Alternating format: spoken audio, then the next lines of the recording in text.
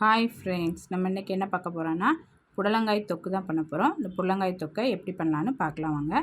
தொக்கு பண்ணுறதுக்கு அடுப்பில் கடாய் வச்சு 2 ஸ்பூன் அளவுக்கு ஆயில் விட்டுருக்கேன். ஆயில் சூடானதும் 1 ஸ்பூன் அளவுக்கு கடுகு சேர்த்துக்கலாம். கடுகு பொரிஞ்சதும் 1 ஸ்பூன் அளவுக்கு உளுத்தம்பருப்பு, 1/2 ஸ்பூன் அளவுக்கு ஜீரகம், ஒரு 3 வரமிளகாவை கிள்ளி சேர்த்துக்கலாம். கொஞ்சமாக கருவேப்பிலை இலை எல்லாம் சேர்த்து நல்லா கலந்து விட்டுடலாம். ஒரு 5 பல் பூண்டை தட்டி சேர்த்துக்கலாம். பூண்டு சேர்த்து வதக்கி விட்டுடலாம்.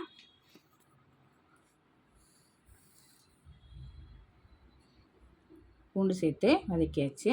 இப்போ இது கூட 2 பெரிய வெங்காயத்தை மிக்சியில் போட்டு அரைச்சி எடுத்து வச்சுருக்கிறேன். அதை சேர்த்து நல்லா வதக்கி விட்டுடலாம். ஒரு 2 நிமிஷம் நல்லா வதக்கிடலாம். ஒரு 2 நிமிஷத்துக்கு நல்லா வதக்கியாச்சு. இப்போ இது கூட சின்ன சைஸில் 2 புடலங்காவை தோலை சீவிட்டு நல்லா கழுவிட்டு குட்டி குட்டியாக கட் பண்ணி வச்சுருக்கேன். புடலங்காவை சேர்த்து கலந்து விட்டுடலாம்.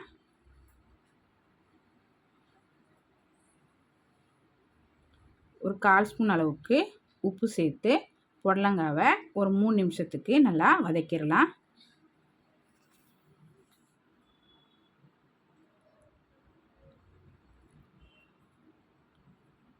ஒரு 3 நிமிஷமாக புடலங்காவை நல்லா வதக்கியாச்சு. இப்போ இது கூட 2 தக்காளியை மிக்சியில் போட்டு அரைச்சி எடுத்து வச்சுருக்கிறேன். அந்த தக்காளியை சேர்த்துக்கலாம். தக்காளியை சேர்த்து நல்லா கலந்து விட்டுடலாம். தக்காளியோட பச்சை வாடை போகிற வரைக்கும் நல்லா வதக்கி விட்டுடலாம்.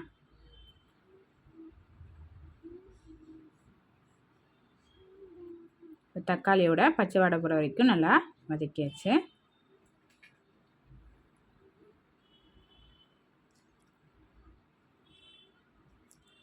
இப்போ இது கூட ஒரு 1/4 ஸ்பூன் அளவுக்கு மஞ்சள் தூள், ஒரு 3/4 ஸ்பூன் அளவுக்கு மிளகாய்த்தூள், 1 ஸ்பூன் அளவுக்கு மல்லித்தூள் எல்லாம் சேர்த்து நல்லா கலந்து விட்டுடலாம்.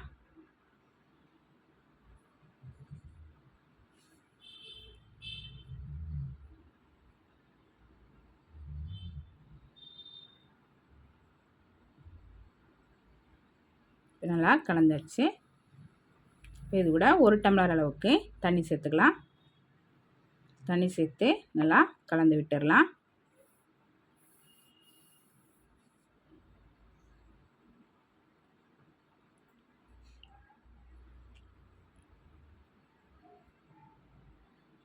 ஒரு 1/2 ஸ்பூன் அளவுக்கு உப்பு சேர்த்துக்கலாம். உப்பு சேர்த்து நல்லா கலந்து விட்டுடலாம்.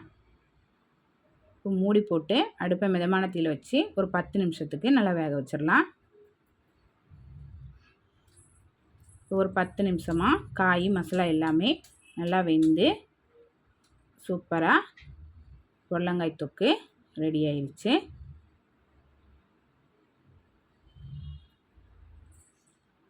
இப்போ அடுப்பை ஆஃப் பண்ணிவிட்டு கடைசியாக கொஞ்சமாக மல்லி இலை சேர்த்து கலந்துட்டு இறக்கிற வேண்டியதான். இந்த புடலங்காய் தொக்கை சாதத்தில் போட்டு பிசைஞ்சு சாப்பிட்றதுக்கு ரொம்ப நல்லாயிருக்கும். சப்பாத்திக்கு சைடிஷாக சாப்பிட்றதுக்கும் ரொம்ப நல்லாயிருக்கும்.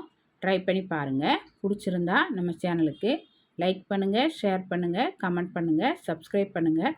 கூடவே பெல் பட்டனை ப்ரெஸ் பண்ணுங்கள். தேங்க்யூ.